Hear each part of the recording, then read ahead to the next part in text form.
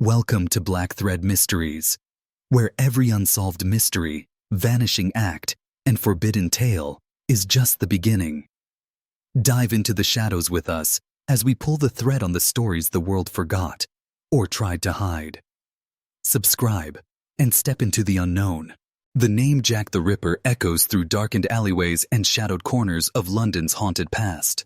But what if we told you the world's most infamous serial killer might not have been who you think? What if the mask of fog and fear was hiding not just a man, but a legend constructed to keep a darker truth buried? The story of Jack the Ripper is more than blood-smeared headlines and cobblestone murders. It is a chilling question mark scrawled across Victorian history. In the autumn of 1888, a series of brutal murders paralyzed London's East End. 5 women, Marianne Nichols, Annie Chapman, Elizabeth Stride, Catherine Eddowes, and Mary Jane Kelly, were slain with such savagery that even hardened detectives were shaken. The killer wasn't just murdering. He was dissecting, performing grotesque rituals that suggested surgical precision and eerie calm. The press coined the term Jack the Ripper after a letter, possibly a hoax, signed with that very name arrived at a news agency. The name stuck. So did the fear. Whitechapel became a maze of suspicion. Every shadow could hide a murderer. Policemen patrolled day and night, yet no one could catch the phantom. The deeper authorities dug, the darker things became. Was Jack a deranged lunatic, a medical professional gone rogue, or something more sinister? Perhaps a well-connected figure hiding behind the respectability of wealth or politics. The letters taunting the police, the gory precision of the killings, the inexplicable ability to vanish. None of it made sense. From the beginning, investigators bungled evidence and missed key patterns. Witness accounts were dismissed, streetlights too dim to help. Meanwhile, the newspapers fanned the hysteria, turning the killer into a mythic force. Jack was not just a man, he was a symbol of dread, the embodiment of all fears festering in the underbelly of a decaying empire. What most people don't know is that suspects were everywhere. Princes, doctors, authors, painters. The case files span hundreds of names, each carrying secrets, each hauntingly plausible. But only a few remain etched in the annals of ripperology as true contenders. Their lives intertwined with secrets, scandals, and unexplained disappearances. Tonight, we're going deeper. Past the gaslight and blood, through the smokescreen of misinformation, and into the identities that have haunted history for over a century. Because the truth may not just change the way we see Jack the Ripper, it may expose why the mystery was never meant to be solved. Imagine waking up to find your neighbor butchered in the alley just beyond your doorstep. That was the reality of Whitechapel in late 1888. A neighborhood already choking on poverty, crime, and hopelessness. The murder of Marianne Nichols on August 31st was not just another tragedy in the East End. It was a prelude to something far more sinister. Her throat had been slashed with terrifying precision, her body mutilated as if the killer had studied anatomy, not for healing, but for horror. The police were baffled. Nichols had no known enemies, and the location of the crime, Bucks Row, was eerily quiet that night. No witnesses came forward. No useful clues were found. But what the killer left behind was worse than fingerprints. It was a signature, a style, and it was only the beginning. Just a week later, Annie Chapman was discovered behind a house on Hanbury Street. The damage was more extensive this time. Her uterus removed. Her body displayed like a grotesque warning. The brutality escalated, as if the killer was growing more confident, more comfortable. But the method, slitting the throat, quick dissection, remained constant. Some investigators believed the murderer had medical training. Others thought he was just learning to be more efficient. Panic gripped the city. The public began to demand answers. Why couldn't the police protect the people? Why was the killer always one step ahead? Inspector Frederick Aberline, one of the chief detectives on the case, began to suspect they weren't chasing a common criminal, but someone much more cunning, someone who understood how to manipulate time, shadows, and the fear of a city teetering on the edge. By the end of September, 2 more women, Elizabeth Stride and Catherine Eddowes, were slain on the same night in what would later be known as the double event. Stride's death seemed rushed, perhaps interrupted. But Eddowes' murder showed the killer's full intent: facial mutilations, organ removal, and chilling calmness in execution. The killer even left a cryptic message scrawled in chalk nearby, referencing the Jews, a phrase later erased by police, fearing racial riots. Was it a clue or a red herring? Meanwhile, a letter signed Jack the Ripper was delivered to the Central News Agency. Whether it came from the killer or a twisted prankster, it succeeded in one thing: sealing the name into infamy. Soon after, the From Hell letter arrived with a half-kidney included. The letters, written in red ink and full of misspelled taunts, turned public fear into obsession. Suddenly, the killer wasn't just real. He had a voice. The streets of Whitechapel became a playground of paranoia. Innocent men were beaten by mobs. The press profited from hysteria. And the Ripper? He watched. He waited. And he struck again. Mary Jane Kelly was the last of the canonical 5, and her murder was unlike anything London had seen. On November 9, 1888, inside the single rented room she called home, her body was found in such an unrecognizable state that even hardened officers looked away in horror. Flesh had been flayed from bone. Organs were scattered, her heart missing. The killer had time, privacy, and no fear of being caught. This wasn't a killing. It was a performance. The locked room left behind no signs of forced entry, no noise reported by neighbors, no trail to follow. If the earlier victims suggested method, Mary's murder screamed obsession. It was as if the Ripper had reached his crescendo, then vanished without a trace. After that night, the murders stopped. The killing season ended. Why? Did he die? Was he arrested for an unrelated crime? Did he flee London? Or had he accomplished what he set out to do and simply walked away into the fog? These questions began a century-long chase, not for blood, but for identity. Because with Mary Jane Kelly, the physical trail of the Ripper went cold, but the legend grew hotter than ever. Investigators soon realized they'd been circling shadows. Countless leads led nowhere. Witnesses gave conflicting descriptions. Some saw a man with a mustache and a bag. Others claimed to see a cloaked figure with a foreign accent. Police sketches varied wildly. Scotland Yard turned desperate. They consulted mediums, offered huge rewards, and investigated high society. Still, nothing held. The press took control.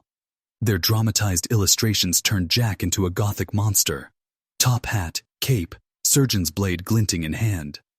But none of that was rooted in fact. No one truly knew what Jack looked like. He had become a ghost story that walked in daylight. The few people who may have seen him either gave contradictory accounts or conveniently disappeared. Any major frustration was the lack of forensic capability. Fingerprinting was not yet reliable. DNA testing wouldn't exist for another century. All the police had were bloodied garments, vague timelines, and corpses speaking in silence. Each file was filled with more speculation than substance. In short, the killer could have been anyone: a butcher, a barber, a nobleman, even a woman. And yet, there was one odd truth. The murders seemed to follow a grim script, each more violent, each sending a deeper chill through society. But when the curtain fell on Mary Jane Kelly, there were no curtain calls. Just questions.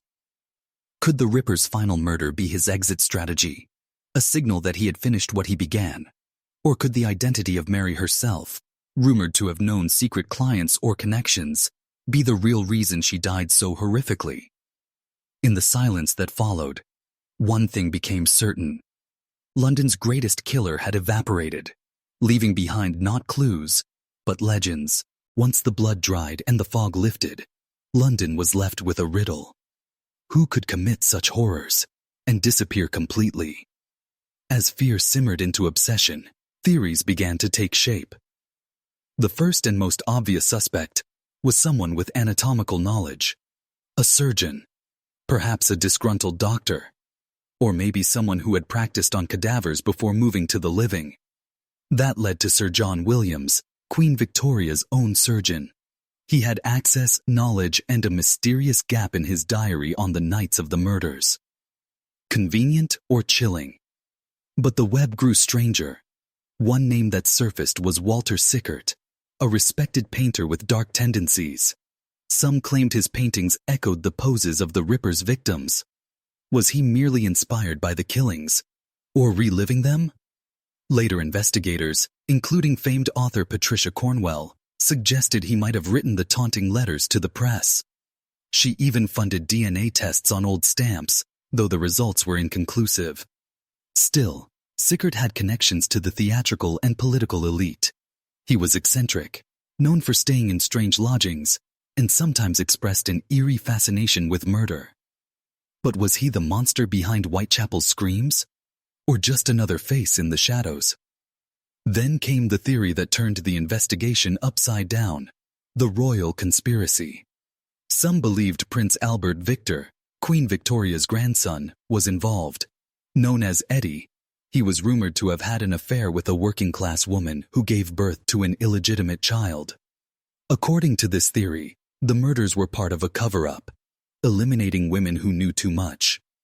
Though historians widely dispute the timeline, the theory still persists, fueling books and films. Supporting this tale was Sir William Gull, the royal physician, who some say conducted the killings to protect the crown's secrets. In this twisted version, Gull becomes a puppet master, eliminating witnesses while hiding behind royal privilege. The Masonic Order, deeply connected to British power structures, is often cited in this version as the silent hand guiding everything. Yet these stories often collapse under scrutiny. Timelines don't align. Alibis emerge. No smoking gun ever appears. But the allure of a royal scandal proved too tempting for the public to ignore. After all, what's more thrilling than imagining that Jack the Ripper wasn't a madman, but a royal with something to hide? And so, the suspects multiplied. With each passing year, the Ripper became less of a person and more of a reflection of our darkest suspicions. High society, art, medicine, secret societies. Everyone was fair game. Not every suspect wore velvet gloves or painted disturbing portraits. Some suspects lived among the very people they terrorized. They weren't princes or painters. They were common men with uncommon darkness. While theories about royalty and surgeons dominated the headlines, the most chilling suspects may have been those who blended into the smoke and grime of Whitechapel itself. One of the earliest names whispered in hushed tones was Aaron Kosminski, a Polish immigrant and barber known for his erratic behavior. He reportedly suffered from auditory hallucinations, displayed violent tendencies, and was eventually committed to an asylum. Several witnesses had pointed toward someone fitting his description, but the police hesitated. He wasn't wealthy or influential. He was simply disturbed and poor. But could he also have been the Ripper? Years later, a controversial DNA analysis of a shawl allegedly belonging to Catherine Eddowes seemed to connect Kosminski to the crime. The study, though widely criticized for lacking scientific rigor, reignited the debate. Could the killer have been under their noses all along? A mentally unstable barber, invisible to the upper-class investigators who sought a more sensational culprit? Another suspect was Montague John Druitt, a barrister and schoolteacher whose body was pulled from the Thames weeks after Mary Jane Kelly's murder. His family noted he had been acting strangely. Some believe he killed himself out of guilt, or to avoid arrest. A few officials quietly admitted he was a strong suspect, but with his death, the trail went cold. Then there was George Chapman, born Severin Kłosowski, a Polish-born poisoner later convicted of murdering several wives. He had been living in Whitechapel during the murders. While his later killings involved poison rather than knives, investigators noted his cold demeanor, misogyny, and lack of remorse. Could Jack the Ripper have changed methods? Or were Chapman's crimes an echo of a darker past? Even Francis Tumblety, an American quack doctor with a hatred of women and a collection of preserved organs, came under suspicion. He had been arrested in London for gross indecency and fled back to America shortly after the murder ceased. Scotland Yard watched him for years. His eccentricities, misogynistic rants, and sudden departure made him a viable candidate. But again, evidence remained elusive. Many of these men died without confession. No notes, no trophies, just theories left to simmer in the cauldron of public imagination. Each suspect seemed plausible. Each had motive, means, or madness.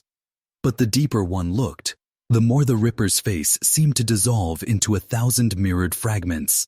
Every time we got close to understanding him, he vanished again into the fog. Because that's the cruel brilliance of this mystery. The idea that Jack the Ripper might not have been a monster hiding in high places or a lunatic locked in an asylum, but rather an ordinary man, a neighbor, a stranger brushing past you in the street. What if we've been looking at the mystery all wrong? What if Jack the Ripper wasn't a man at all? In recent decades, a provocative theory has gained traction that the killer might have been female. The idea may seem wild at first, but consider this. Who would be better equipped to walk through the crime scenes unnoticed? Who could approach vulnerable women without raising alarm? A midwife, perhaps, or a nurse, accustomed to blood, to late nights, to silence. Someone who wouldn't be stopped with a knife hidden under her skirts. This theory is more than just a twist. It shakes the very core of our understanding. One of the leading figures in this theory is Mary Piercy, convicted in 1890 for the brutal murder of her lover's wife and child. She killed with violent rage and displayed disturbing calm afterward. The savagery mirrored some aspects of the Ripper killings. Though her timeline doesn't align perfectly, she proved one chilling truth.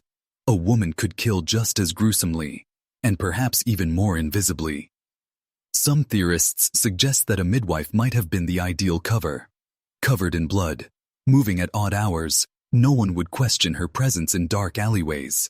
And given the surgical nature of the wounds, it's not implausible to think of a medical woman or a failed nurse seeking vengeance or satisfaction in dissection.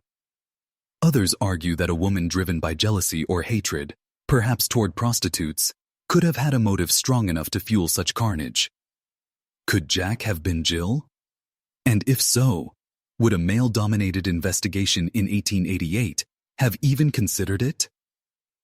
The truth is, the investigation was plagued by biases. The idea of a female serial killer didn't even occur to Victorian detectives. Even now, it's an uncomfortable concept. But that discomfort might be the very reason we've missed the truth for over a century. Now here's a question for you, V. Iwers. Do you believe it's possible Jack the Ripper was a woman? And if so, who do you think fits the profile best? Drop your theories in the comments. We're watching closely, and some of the most intriguing responses might be featured in a future episode. Let's dive deeper.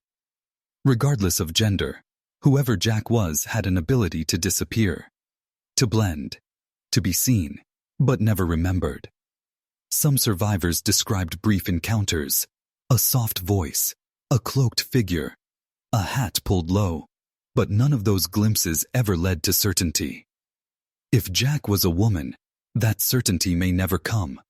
The killer might have hidden behind assumptions, behind social roles too tightly accepted to be questioned.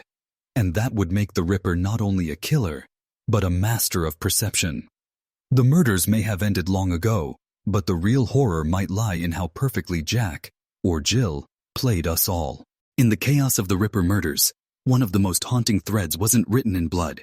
It was written in ink. Between September and November 1888, authorities and newspapers received hundreds of letters claiming to be from the killer.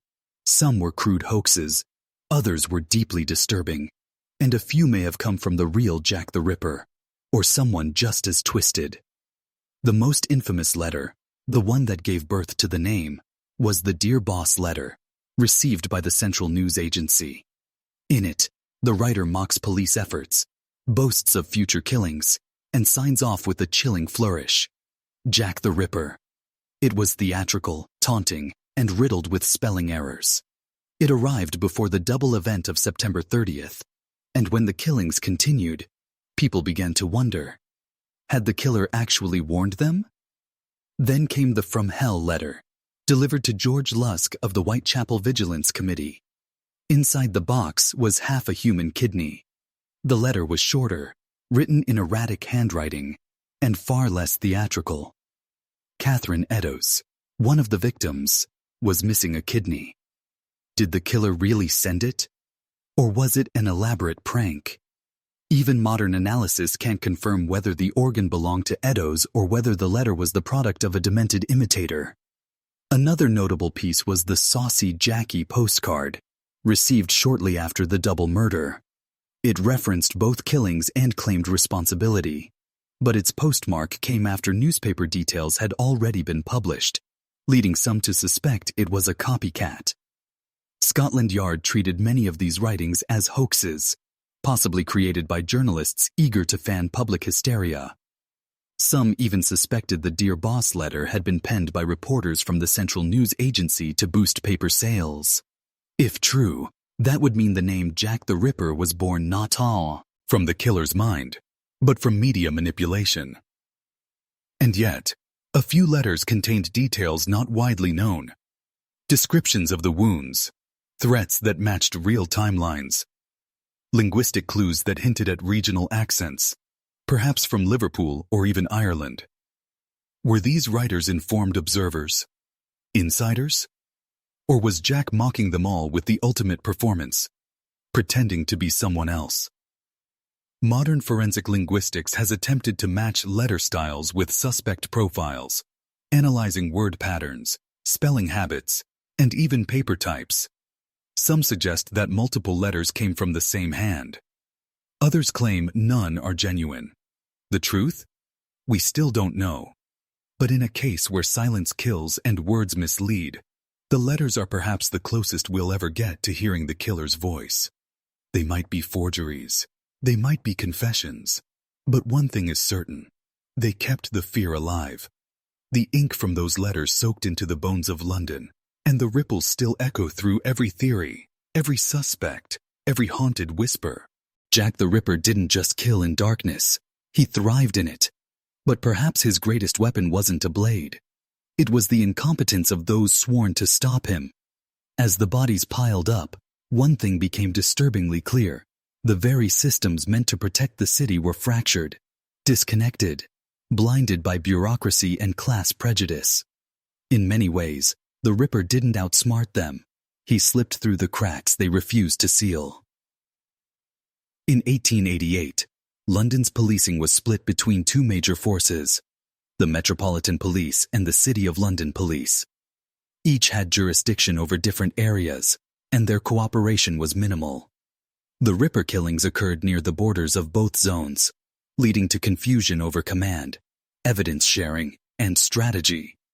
It was a jurisdictional nightmare, and Jack exploited it perfectly.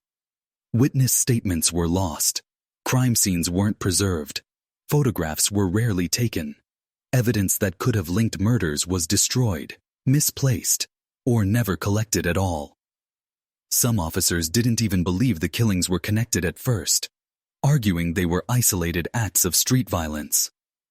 By the time they realized a pattern, Jack was already several steps ahead. Worse still was the social bias that tainted the entire investigation. The victims were all impoverished women, many involved in sex work. In the eyes of Victorian authorities, their lives were already disposable.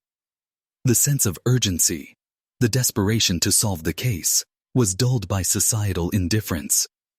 If the Ripper had targeted wealthy women in Mayfair, the response might have been swifter, more intense, and far more coordinated. Inspector Frederick Aberline was among the few who truly seemed to care. He walked the streets, questioned suspects, and tried to bridge gaps between the divided police forces. But even he was fighting a losing battle. The press created chaos. Hoax letters flooded the department. Politicians demanded results while refusing to provide real resources. Scotland Yard became a circus, and Jack watched it all from the wings. Then came the false leads. A bloodied apron found far from the murder site. Chalk writing on a wall hastily erased. Mobs attacking innocent men based on nothing more than rumor. The public's desperation for a face, a name, made it nearly impossible to pursue the case with methodical care. Every mistake fed the myth. Every dead end turned Jack into something more than a man. He became a phantom. To this day, some believe the case was never solved, not because Jack was a genius, but because those chasing him weren't allowed to succeed. Politics, classism, ineptitude. Together they formed a perfect shield around the killer. In the end, the police created the ghost they were hunting. Their failures didn't just let him escape. They built the legend that still haunts London to this day. In a world powered by satellites, databases, and forensic breakthroughs, it seems absurd that we still don't know who Jack the Ripper was. Over a century has passed since those 5 women were brutally murdered in London's East End. And yet, despite the global obsession, the case remains unsolved. But science hasn't given up. It's evolved, adapted, and tried to breathe life into bones long buried. The question is, can modern tools uncover the truth? Or has Jack always been just out of reach? In 2014, a controversial book claimed that the mystery had been cracked using mitochondrial DNA recovered from a shawl supposedly found at the scene of Catherine Eddowes' murder. The author concluded that Aaron Kosminski, the troubled Polish barber long suspected by police, was definitively the killer. Newspapers erupted. Headlines screamed that the Ripper had finally been unmasked. But as the dust settled, scientists and historians raised serious doubts. The shawl's provenance was murky at best. It had been handled by countless people over the years. The DNA testing methods used were criticized for lacking transparency, and even the basic assumption that the shawl had been at the murder scene couldn't be confirmed. Once again, the case slipped back into uncertainty. Elsewhere, artificial intelligence has been applied to Ripper letters, trying to analyze writing style and match them to known suspects. Some results hinted that multiple letters may have come from the same hand, but the identity of that hand, still unknown. Digital archives and crowdsourced sleuthing have also revived old case files. Online communities have pored over police notes, crime scene photos, and medical reports with renewed intensity. Forums like Casebook and Ripperology have become digital echo chambers of obsession. But despite thousands of hours of research, no consensus has emerged. Only more shadow, more mirrors. Some believe the case was never meant to be solved, that too many hands touched the evidence, that too many motives were buried. Others argue that Jack the Ripper was not one man, but several killers whose crimes were later bundled into a single legend. That would explain the shifts in brutality, the changes in behavior. But it would also mean we've spent more than 100 years chasing a ghost that never existed. Today, the murder sites are part of walking tours. The victims' names are etched on plaques, while Jack's name is immortalized in books, films, and conspiracy theories. But in a cruel twist, the killer is remembered more than those he slaughtered. As if the identity we really lost wasn't his, but theirs. Because in all this pursuit of a name, maybe what haunts us most is not that we don't know who Jack was, but that we let the memory of his victims become just footnotes in his myth. Jack the Ripper walked into history like a ghost and never came back out. Over 130 years have passed, yet his identity remains one of the most enduring riddles of our time. It's as if the very city of London conspired to protect his secret. Fog, fear, failure, they all became accomplices. And we, the curious, the haunted, the obsessed, are still chasing his shadow across time. We've explored noble suspects hiding behind royal curtains, touched the lives of disturbed barbers, perverse painters, disgraced doctors. We've stepped into crime scenes that still whisper horror and examined letters dripping with arrogance or deception. We've wondered if the Ripper even existed as a single man, or if he was a creation of panic, media, and madness. Each theory adds a new layer. Each clue unearths a deeper mystery. But after all this, maybe the real question is not who Jack was. Maybe the question is, why does he still haunt us? The Ripper represents a terrifying truth. That someone can do the unimaginable and simply vanish. No trial, no punishment, just a void. And in that void, we project our fears. That evil can hide in plain sight. That justice is not always served. That history forgets the innocent, but immortalizes the wicked. Yet behind the myth, behind the monstrous name, 5 women died brutally and unnecessarily. Mary Ann Nichols, Annie Chapman, Elizabeth Stride, Catherine Eddowes, Mary Jane Kelly. Their stories were buried beneath the legend, their lives reduced to footnotes in his tale. But they were real, they mattered, and they should never be overshadowed by the man, or myth, who ended them. So after all these decades, who was Jack the Ripper? A surgeon with a scalpel and a secret. A bitter soul seeking vengeance. A ghost of poverty and neglect. Or just a mirror we hold up to our darkest instincts. The truth may lie somewhere in the archives. Or no, where at all. But one thing is clear. The identity of Jack the Ripper remains one of history's most unsettling mysteries. And perhaps that's exactly how the killer wanted it. If you were drawn into this chilling journey, support our hunt into the world's most haunting enigmas. Tap that subscribe button, like this video, and share your theory in the comments. Could Jack's identity still be uncovered? Or is the truth forever lost to time? Let us know what you think, and join us next time on Black Thread Mysteries, where the shadows are deep and the questions never rest.